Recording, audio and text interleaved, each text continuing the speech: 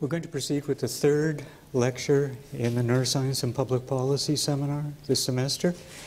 And for this one, we're going to turn to a UW faculty member, Dietram Scheufele.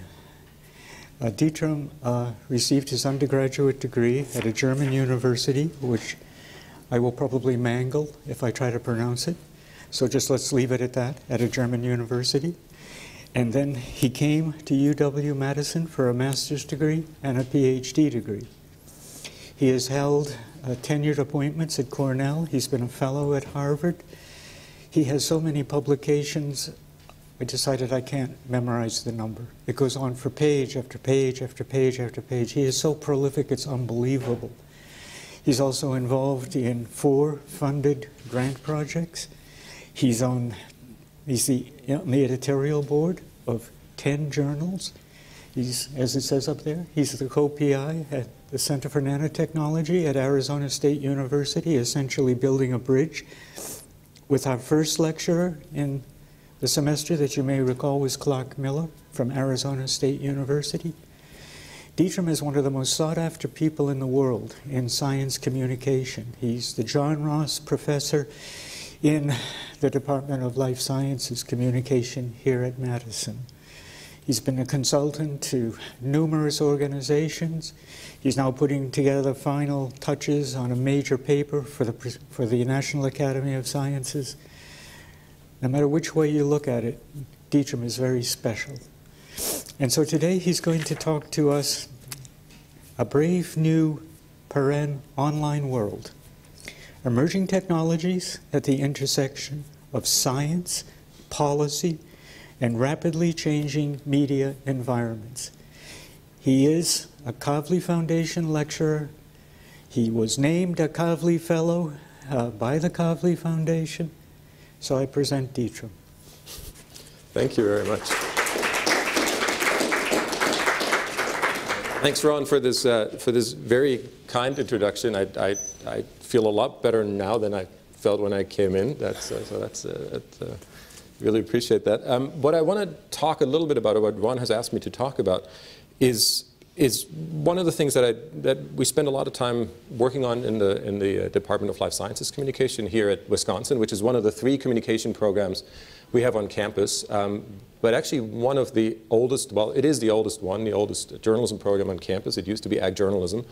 And follows the old land grant idea. So the idea that out of ag colleges, and Cornell has a similar program, Wisconsin has one, others, that part of the Wisconsin idea, or of the land grant idea, is to communicate what we do as universities, to connect our research findings, our basic research, to the general public, to the state and beyond.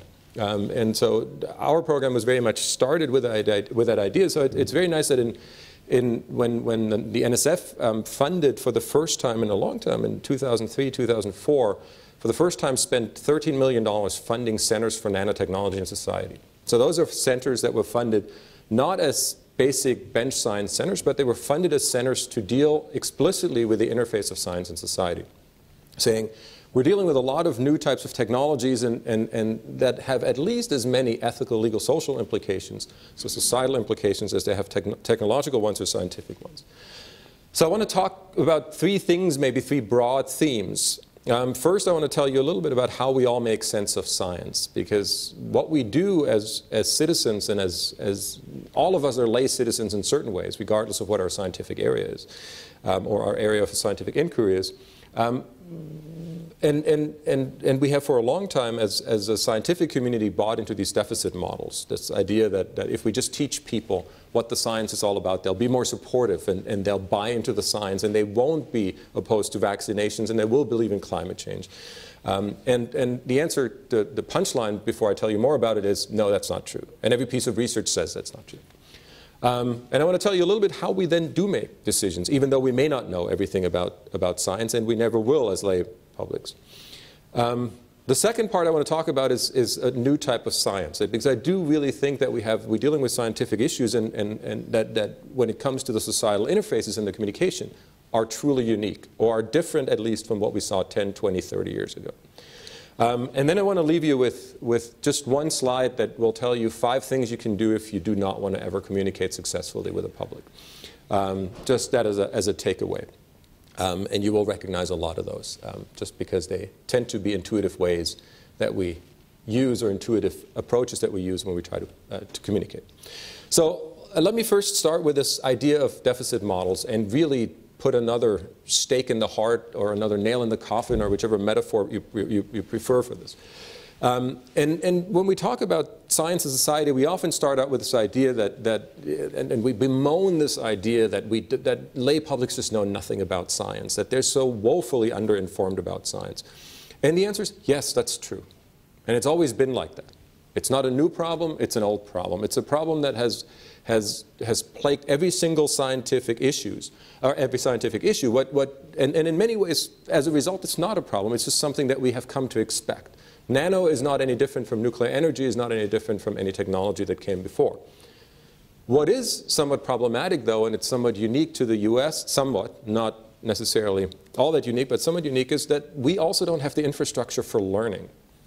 So in other words, it's not just that we don't know much about the science. When it comes to new science, judging new science, most of us really don't have the infrastructure. Half of us know why we celebrate our birthday once a year, not 2 or 3 or 4 times a year, meaning how long it takes for the Earth to go around the sun. And that number is inflated because it's actually only asked of people who know that the Earth goes around the sun in the first place and not the other way around, which is about 80%. So you add up, you multiply it through, you have about 40% who actually know the correct answer. Only 1 in 5 Americans knows what a scientific study is if you give them different definitions. So what actually makes a study scientific, what approaches distinguish a scientific study from a non-scientific approach to collecting evidence or presenting data, only 1 in 5 Americans that can actually distinguish. So even if I give them new information and I say there is a new study, a lot of Americans have a hard time distinguishing that from non-scientific evidence. And the problem is we're chronically distracted. Right? Even in surveys where we tend to over-report behavior that we think is socially desirable, only 13% of the US public say that they're very interested in science. And so that number is likely lower. And if you look at the ratings, and I should probably not say this in this particular forum, but for Nova Science, for instance, if you look at their ratings, they're unbelievably low. And if 2, 3, 4% of households tune in, it's a good show. Which means a vast, vast majority of people are not necessarily exposed to scientific info. So that has a starting point to the knowledge deficit. But more importantly, the idea that if we just give people information, they will make better decisions about science is one that has been debunked again and again by modern social science. And there's different names that have been used for this. Knowledge deficit models is probably the most prominent one. Other people have talked about the familiarity hypothesis. So if people are just more familiar with these new technologies, they'll buy into them. They all essentially have 2 major assumptions. The first I already told you, if people were more informed, they would be more supportive. And then number 2, the conclusion, of course, is so what we need to do when we communicate, what we really need to do is teach them about the science. Because that's the problem that 320 million Americans have, that they don't know enough about science. And if they knew more, they would make better decisions and be more supportive. And that, unfortunately, has met very little empirical support. Let me show you 2 examples for that. So one is taken from a study, and this was actually a study during the gubernatorial race in Wisconsin, a study that I did with colleagues in the Department of Life Sciences Communication. And we grouped people simply in 2 groups on the x-axis here. At the bottom, you have a group that is either low in scientific knowledge or high. So we gave them a quiz-type set of questions, 6 questions, that they could answer either true or false. And then we grouped people into 2 halves, not for the analyses, but just for the sake of displaying it here, people who knew a lot, people who knew very little. And then we said, well, so how does that translate into support for embryonic stem cell research? Does knowing more about embryonic stem cell research make you more supportive, which would be the knowledge deficit model? And if you look at people who are not very religious, that's absolutely true. The more you know, the more supportive you are. But if you look at people who self-identify as being highly religious, it flatlines. These are not people, and if you especially look at the group on the right-hand side here, right, this bar, these are not people who don't know about stem cell research. In fact, these are people who just answered the question correctly.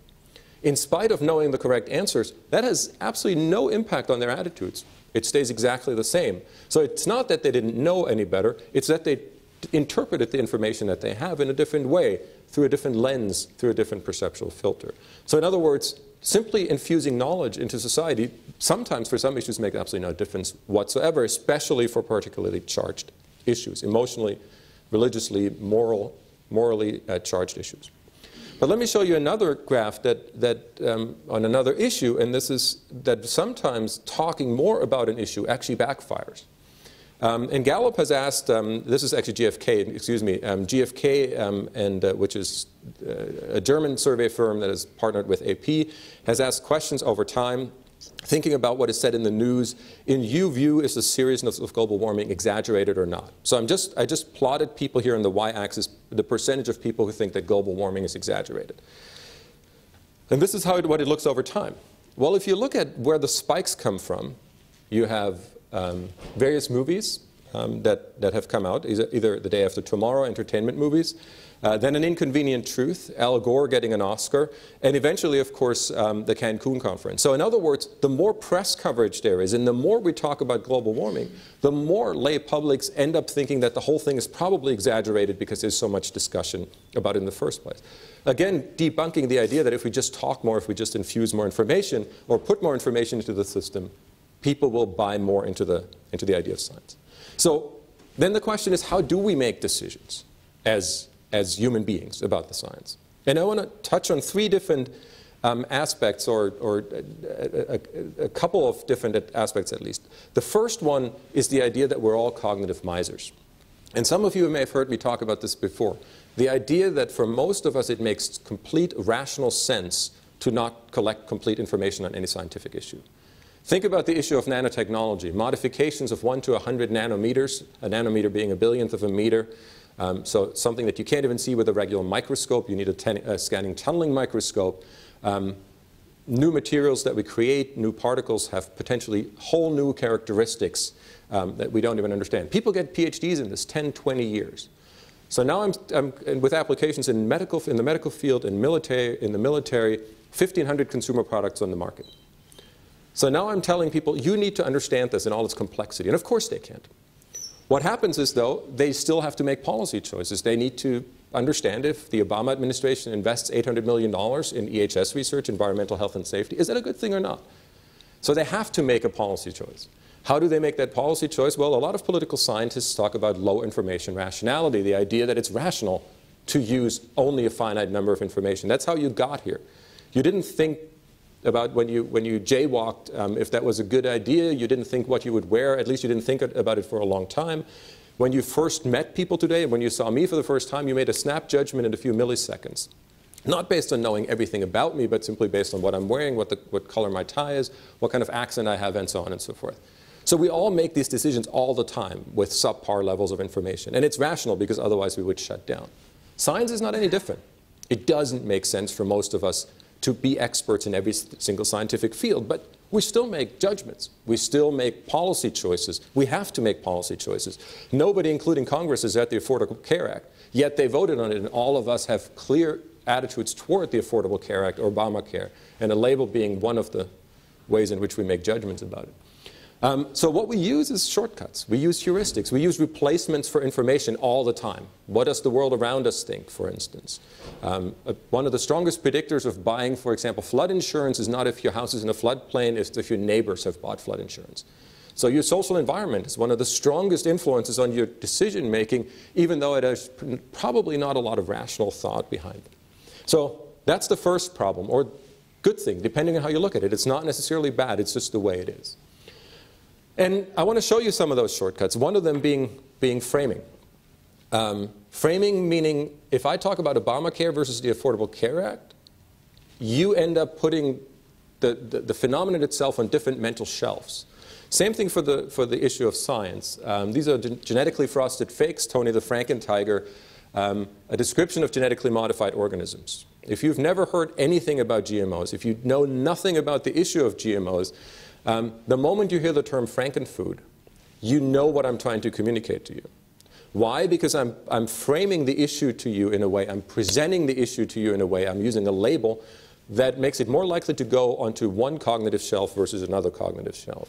So it's not going on golden rice creating, helping vitamin D deficiencies in Asia by creating a new type of crop, but it goes on the shelf of science going too far and overstepping its boundaries and so on and so forth. The shelves that have been created by movies, by books, and so on and so forth. And the problem with frames, of course, is that they become a large part of our public discourse. The Atlantic Monthly here, writing an article about frankenfood saving the planet, the point being it's good, but the term frankenfood has really become a part of social discourse. And it's an unbelievable heuristic because, again, the important part is I'm not giving you new information. I'm just giving you a label that allows you to make sense of something that otherwise would be too complex. Goes back to research in the 50s and the 70s by Dan Kahneman and Amos Tversky. And Kahneman, after Tversky had passed away, actually won a Nobel Prize in 2003 in economics for his work on prospect theory and the idea that anything that we see depends on your frame of reference. There's no such thing as an objective way of looking at something. You will have socially constructed, socialized frames of reference that you grew up with. You will interpret certain behavior as appropriate or inappropriate. You will put things in certain categories. And so that was one of their big insights, that when you see a stimulus, and especially an ambiguous stimulus, one that could be interpreted in different ways, and science is that for many people, it depends on how it's being framed, how it's contextualized, in which bucket it goes, in other words. This is an experiment from the 50s that was actually, it's a very intuitive experiment with a very small sample size at the time and not even significant findings initially, but is now known as the broken B stimulus. So it could be a 1 and a 3, or it could be a B, depending on how you look at it. It could be that nanoparticle that helps us create better sensors to detect cancer earlier, or it could be that nanoparticle that kills you off because it's just 1,000 times stronger in terms of its allergenic qualities or whatever else. Right? It's nano good or nano bad. Well, it depends on which experimental group you're in. If I give it to you in this group, and your mental shelf goes to letters. If you're in the other experimental group, your mental shelf goes to numbers. And clearly the B is a 1 and a 3. So in other words, something that is fairly ambiguous and that can be interpreted in different ways is a clear set of letters in one group, and it's a clear set of numbers, depending on how it's framed or how it's contextualized. The problem, of course, for scientific issues, and climate change being a good one, John Holdren, when he left the Belfer Center at Harvard and to become head of OSTP for the Obama administration, one of the first things that he tried to do is he tried to say, well, we should rename global climate change into global climate disruption. Why? Because it will highlight to people that this is not some gradual increase or decrease where it's getting a little bit warmer, a little bit colder. There are disruptive patterns that will threaten human life as we know it, and social stability and political stability and so on and so forth. The problem is once a frame is established, it's not going to go away anytime soon. Once a frame is established in our discourse, frankenfood or whatever else it may be, Obamacare, it's very difficult to counter, which is exactly what he found. The moment he tried to push this, Fox News went after him. And they went after him saying, you're trying to strategically change language in order to change our interpretations. And the answer is, of course, yes, he did. That was the problem. And he was right on the merits, the scientific merits, but nonetheless he tried to find a new frame that ultimately would have changed people's attitudes. And it was simply too late for that when he tried to do it. As good as his intentions were and as scientifically accurate, in my opinion, as they were, it simply was not politically feasible. That's the second really tricky part about frames. So frames was the first one that I wanted to mention as one of those heuristics that people use as cognitive misers, as low information rationality folks. The second one is priming. So the idea that if we think about an issue, we usually, at any given moment, have 7 ± 2 considerations in our mind. Right? Our short-term memory doesn't hold a lot more. So when we make decisions about candidates, for instance, when I ask you what your opinion is of Bill Clinton, just pick Bill Clinton. Not sure why he's in my 7 ± 2 considerations right now, but if I ask you to think about him, you will retrieve a bunch of things you know about him from memory and then make a judgment. Your attitude is actually not necessarily stable. It's heavily influenced by the most easily retrievable considerations in your memory at any given moment.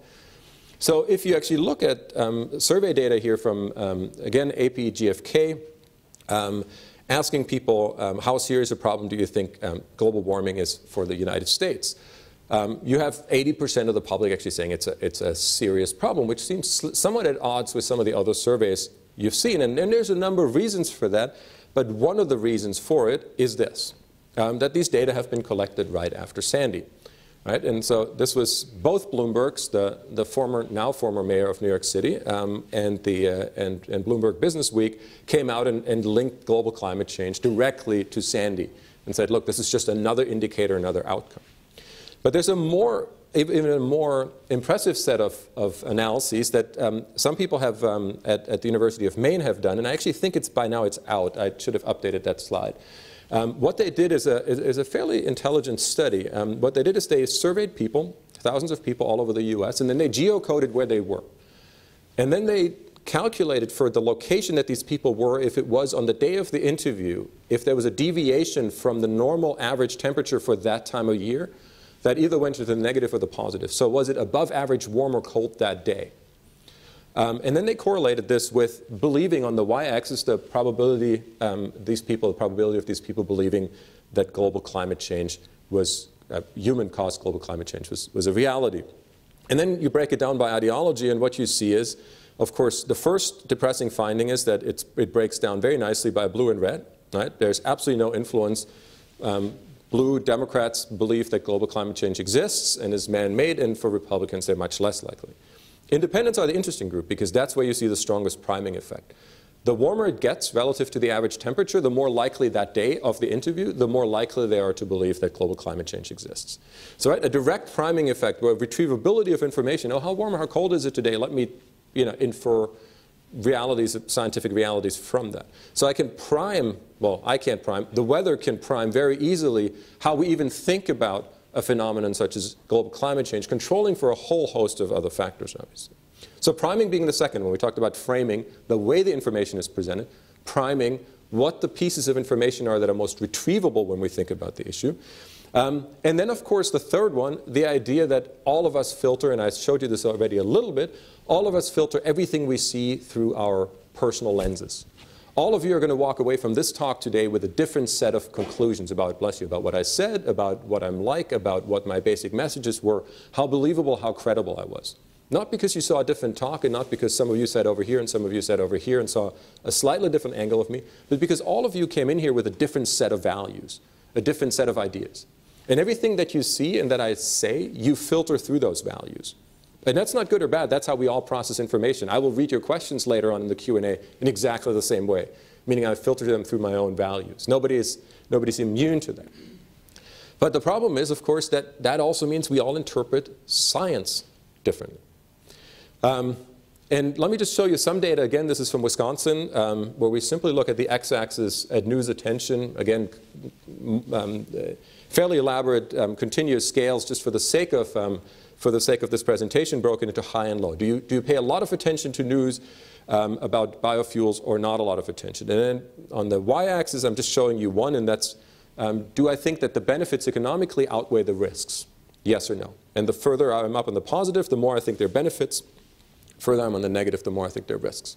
And then I'm breaking it down for Democrats watching television, for Democrats watching newspapers, and then Republicans newspapers and television. And again, that's all of this in multivariate models. With interactions, I'm just breaking them down for the sake of showing you the results. So getting a news diet about biofuels and watching a lot of television, reading a lot of newspapers, being exposed to a fairly finite set of newspapers and TV in Wisconsin, and TV stations in Wisconsin, for Democrats, pushes them further into believing that there's economic benefits. For Republicans, pushing them further into believing that really the risks outweigh the benefits economically of investments in biofuels. So again, taking the exact same piece of information, at least potentially, there's obviously also processes of selectivity and others, but certainly showing you very nicely, and it's not that one of them is right and the other one is wrong. It's that both of them take it through their partisan lenses and filter it out.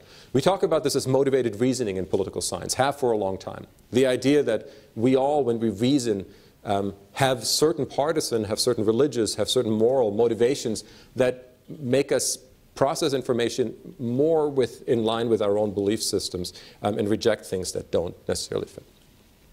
So why is this such a problem? Or why are we worrying more about this now than we did 20, 30 years ago? Why is modern science and neuroscience being among them such an issue where that is such a tremendous concern, or maybe more concern than it was before? And I think the first one is simply the nature of science. And Mike Rocco, advisor to the National Science Foundation on the National Nanotech Initiative, has long talked about the NBIC revolution, the nano-bio-info-cogno revolution. So merging fields like computer science, like neuroscience, biology, nanotechnology, into a whole set of interdisciplinary fields, fields maybe being the wrong word, interdisciplinary areas.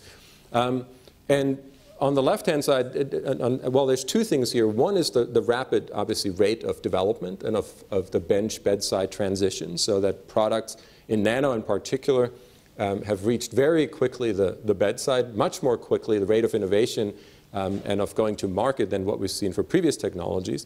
But also, more importantly, we have ethical, legal, and social implications that for a lot of these technologies outpace our ability as a society to debate these issues. Do we really want sensors, nanosensors, that are small enough for none of us to see that may enhance airport screening techniques? Do we want military applications, better armor, cloaking devices? Do we want certain medical applications? Do we want to regrow organs? Do we want to harvest organs? Do we want to, I mean, some of the NSA debates certainly have opened the big data Pandora's box, but also here you have the makers of iRobot. Those of you who have one of those, the thing that runs through your house and vacuums for you, also made a shape-shifting robot, a robot that can move around and squeeze itself through little holes. Again, is that something that we want? Is that something that we need? And the debates surrounding that are really, we simply don't have the infrastructure at the moment. We still don't have a good regulatory system, and Clark Miller may have talked about this, for nanotechnology. The EPA and FDA are still struggling with regulating them, especially in the environmental health and safety field, in a way that really gives us good, viable, and transparent policy options. And that's not out of malice. That's simply because there's so many applications and so many new particles being developed in such a short period of time. So the nature of science is changing, and a lot of people have referred to this as the idea of post-normal science. So a post-normal science where we have two characteristics being pushed to the max. One, the decision stakes are extremely high. So if we're talking about nanotechnology and new weaponry, if we're talking about new potential health effects, we're putting, for example, nanosilver into the water supply, antibacterial nanosilver, that of course would, if ingested at the right quantities, also kill off all the bacteria inside our bodies. Why are we doing this? Should we be doing this? Should Samsung be selling washing machines that do this? A lot of decision stakes that are fairly high, with a lot of systems uncertainty that's also extremely high, meaning we don't really know. And it's not that these things will do bad things, that nanoparticles necessarily will do. It's not that synthetic biology necessarily will do this. We just don't know. We just haven't done the life cycle testing and so on and so forth. So we're talking, and again, the idea of post-normal science, a lot of people have written about this, but really captures the problem fairly well. So problem number one, and that's a problem that affects everybody in the whole world. Problem number two is a little bit of a unique US problem, let's call it exceptionalism, and I just had to put that on there, US exceptionalism, at least as public opinion goes. So if you ask, for instance, how much people worry about global warming, and I showed you earlier the Prime Public Opinion Survey, now I'm showing you the one comparing how much people worry about global warming, a great deal, a fair amount, only a little, and I'm just plotting here a great deal or a fair amount. And you see the comparison: Japan, a bunch of European countries, China, and the US. This is where the US is. So even lower than China when it comes to global warming. That on average, the US public is just not worried about this. And what is this? Why is it so unique, right? What is it about 320, 330 million Americans that makes them so uniquely different? And not just on global warming. Let's take another issue, evolution or intelligent design. Percent who agree that it's true that human beings developed from earlier species, Japan, Europe, China, and again the US, being at the very bottom. So we're having a very unique opinion climate, which again raises a second question: why are we worrying so much about public understanding or public opinion about science? Because we're dealing with a very different market in this country. Because we're dealing with a lay public who don't necessarily buy into the idea that science produces results that they agree with. that they very often are directly at odds with what science sees as a consensus, which is different. And again, this is particularly interesting for areas like nano, where China for the first time is outpacing us on both research publications and intellectual property, meaning patent filings. So the first time on an emerging technology with serious military applications, we're spending 1/3 of our money in this country, federal funding, on military applications in nano. China is outpacing us both on publications and on intellectual property and on patents. So we're really talking about areas where from a national interest perspective, it's not a trivial issue. The third one, why we worry about this, is because everything that we've known about how to communicate science is rapidly going down the drains. And some of my colleagues in journalism schools across the country would disagree, but the sad part is those journalism schools are also rapidly disappearing. A lot of places are closing their journalism schools, Colorado being one of them, Johns Hopkins being another one of them, the New York Times obviously having closed their green blog and having gotten rid of their environmental desk. And I'll show you some others in a second who have left. But basically what we're seeing is, and this is just for nano now, if you look at the last 20, 30 years, we look at people, at journalists, we track every single piece of coverage in traditional media now that has ever been written on the issue of nanotech. And then we look at how many people actually write about this repeatedly. Who are the expert journalists who write about this? In the last 20, 30 years, what you see is there's about a handful of people who write routinely about issues like nanotech. If I take some of the other groups here, if I put the 13 in here who wrote 10 to 25 articles, then we have about 20 people altogether. The problem is, of those 20 people, 2 have already left. Rick Weiss became communications director for OSTP, so when he was still in our data. Barnaby Fader left the New York Times, no longer writes for them. Then you have Miles O'Brien and the whole CNN science staff that all got laid off. You have Dan Vergana, who just about a month or 2 ago left the USA Today, one of their most prolific science writers. You had Ken Weiss taking a buyout from the LA Times earlier this year. So even the big papers are rapidly losing science writers. Why do we care so much? Because those are the people who, Rick Weiss has a science degree from Cornell.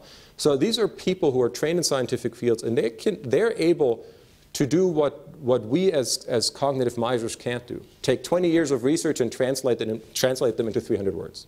Right?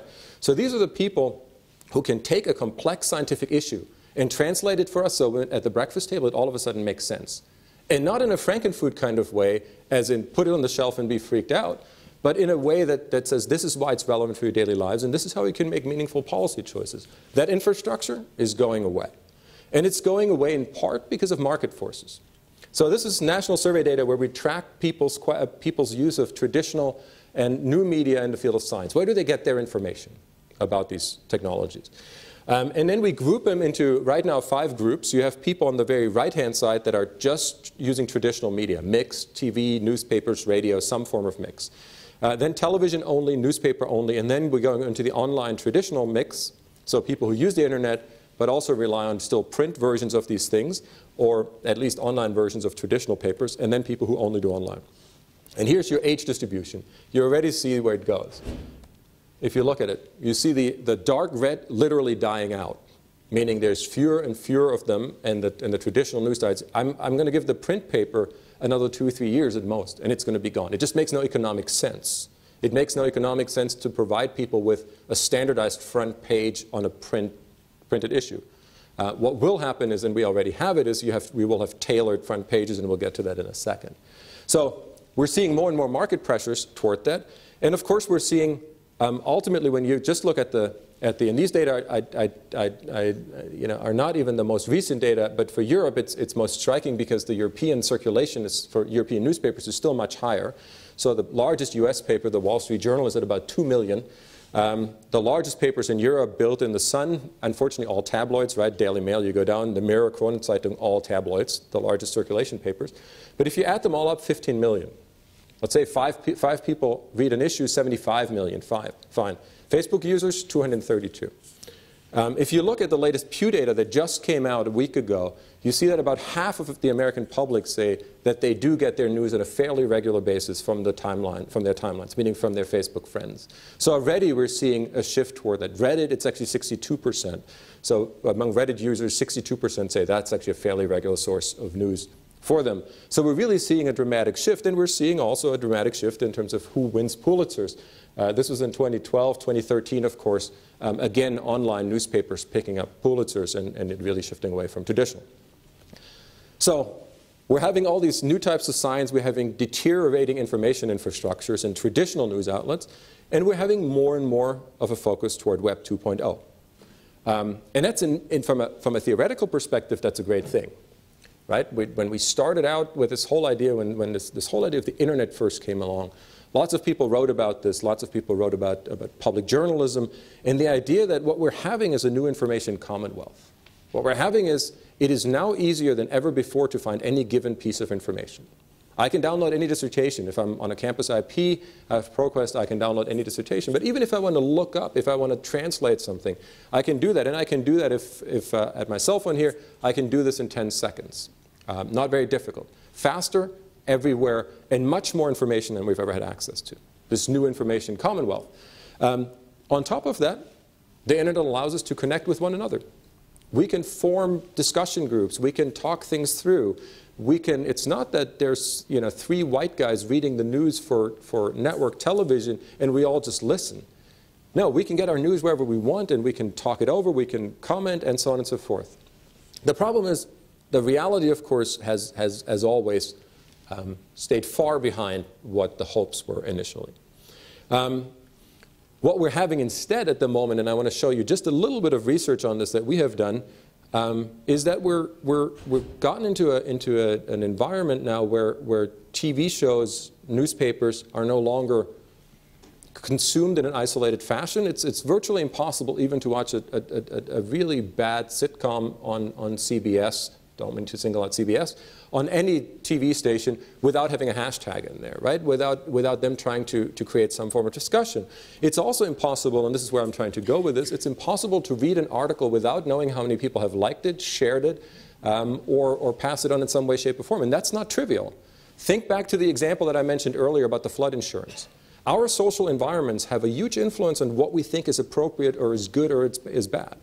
If a lot of people buy something, we're more likely to buy that too. And if a lot of people like an article, we're more likely to like it too. When we used to read newspapers by ourselves, drinking coffee in the morning without anybody, now we're sitting in the town square with 1,000 anonymous people yelling in our ear why this article makes sense or not, metaphorically.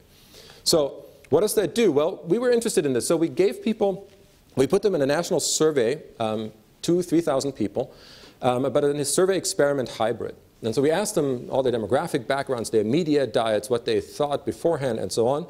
And then we gave them essentially a blog post, a fake blog post. We used the Vancouver Sun because we thought Canadians are neutral, so there's no source effect, right, or no ideology effect. But what we did vary was the tone of the comments. So what happened is we left the comments, so this was a story about nanosilver, what I mentioned earlier, antimicrobial nanosilver, and the potential risks.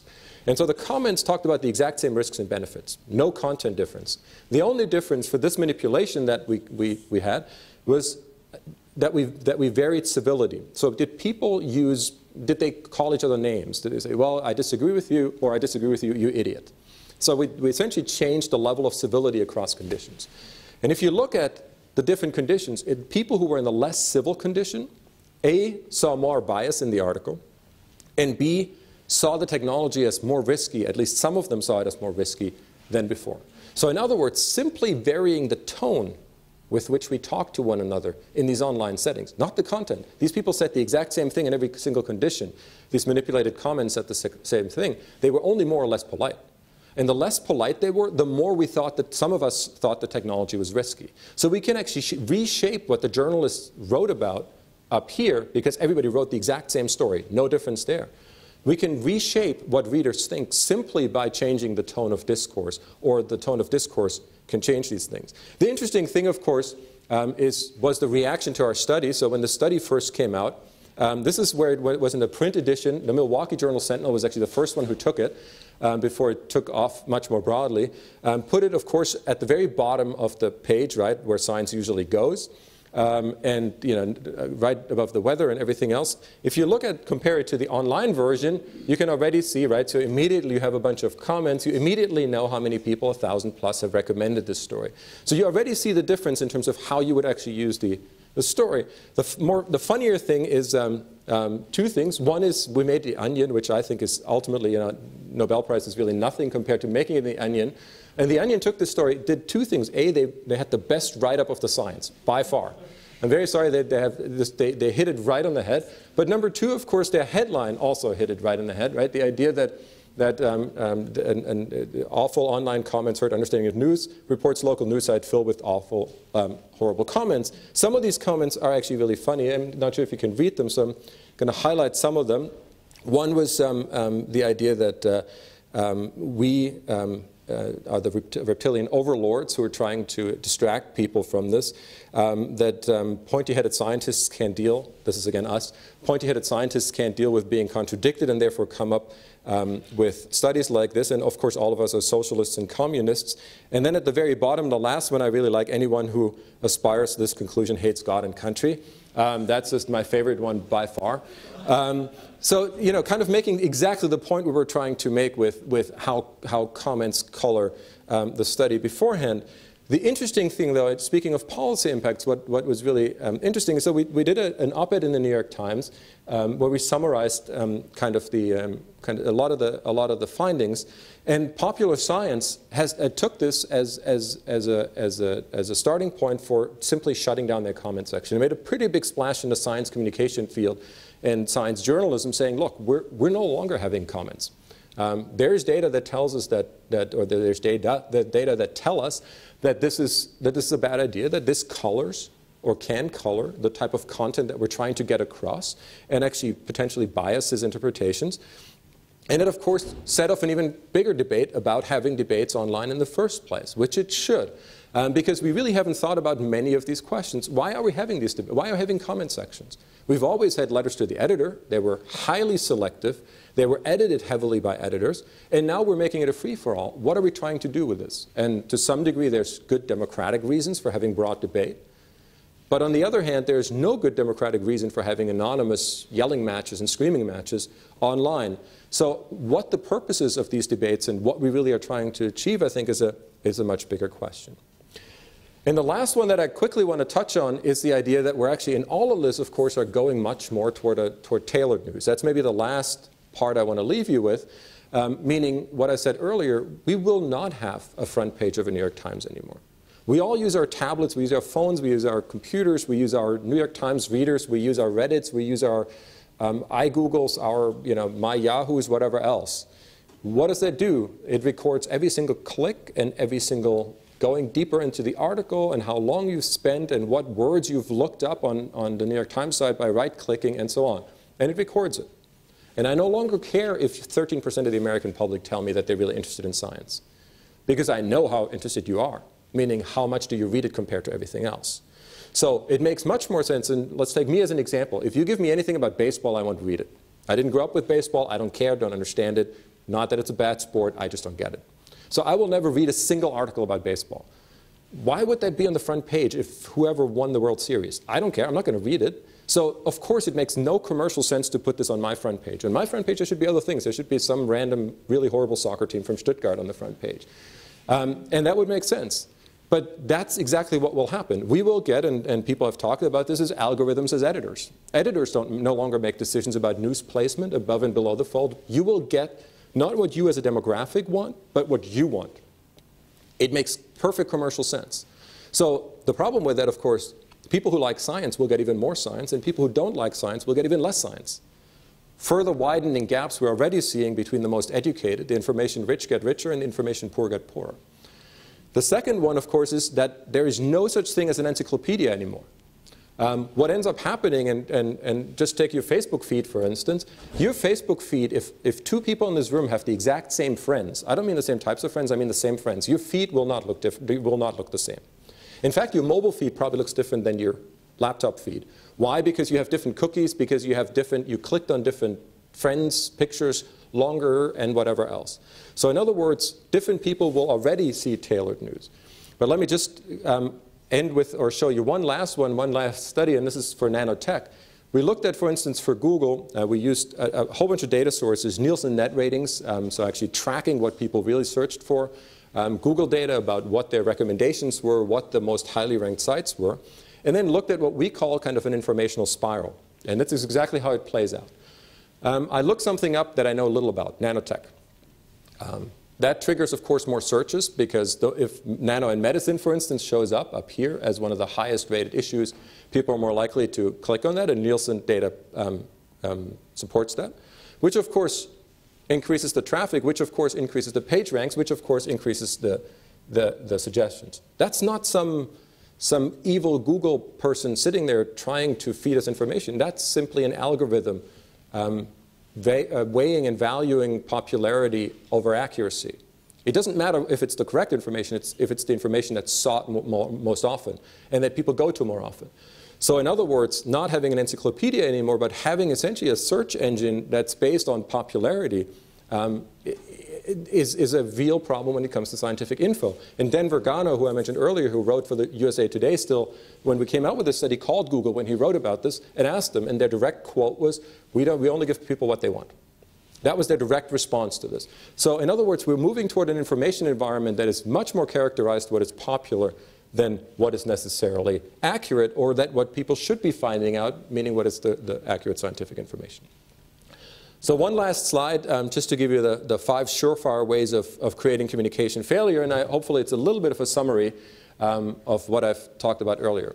Number one, the idea that very often and I talked to Terry Devitt from University of Communications about this morning, about the flu virus and about that PETA cat thing that has been going around and has been pushed very heavily. The idea that we communicate as a scientific community usually in response to something. Very seldom do we establish frames early or establish ways of talking about an issue. Why are we excited about this? And I would call this kind of the beer and bratwurst test, right? So can we actually talk to our neighbor over a beer and a bratwurst and actually explain why we're doing this for a living other than getting paid? Why this is so exciting? And if yes, then we probably have the upper hand in communicating and we're actually getting our point across. And if not, we probably need to rethink our communication strategy. So number one is be proactive. Second one is that we think that people need to think like us as scientists. They won't. They shouldn't. Their life is about emotions, about values. A lot of the questions of big science, of new science, should we create life in the lab, as J. Craig Venter has claimed he has? There is no rational scientific answer to that. There's a moral, there's a religious answer to that. And all of us have to struggle with that, and we have to come up with this.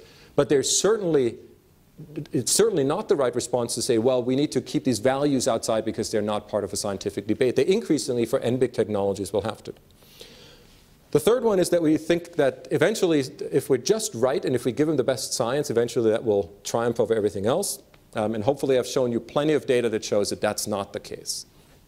We may hope that that's the case, but intelligent design and global climate change, a whole bunch of issues are exactly that. We've given and we've provided the best scientific evidence again and again and again. That certainly hasn't stopped Jenny McCarthy from tweeting against vaccinating her children and anybody else's children.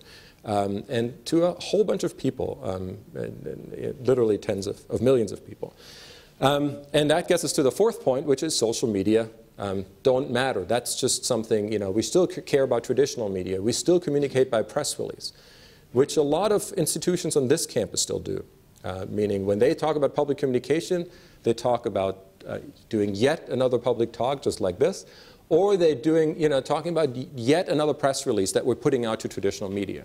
Meanwhile, of course, most of the big debates in the PETA cat debate, let's call it that, is a very good example, one that is waged completely on social media, that has gotten very little traction in traditional media. And I think we're just now, in one of the next couple of weeks, the Isthmus is going to run a story, but in part in response to what's happening on social media.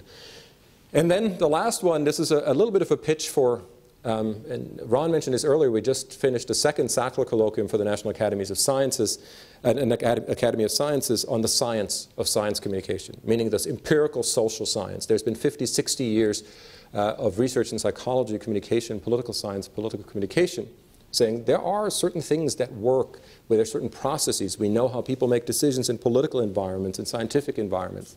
And we just published a special issue of PNAS, the Proceedings of the National Academy of Sciences, on the first round of papers. And the second one is in the making, including with writers as diverse as Kathleen Hall Jamieson, who is the director of the Public Policy Institute at Penn, and then also the communications director for Twitter, Deb Roy, who is also a professor at MIT. So really that pitch that there are scientific answers to a lot of the problems that I just talked to you about. So I may have gone over a little bit. Ron keeps looking at his watch very nervously. So thank you very much. I look forward to the Q&A.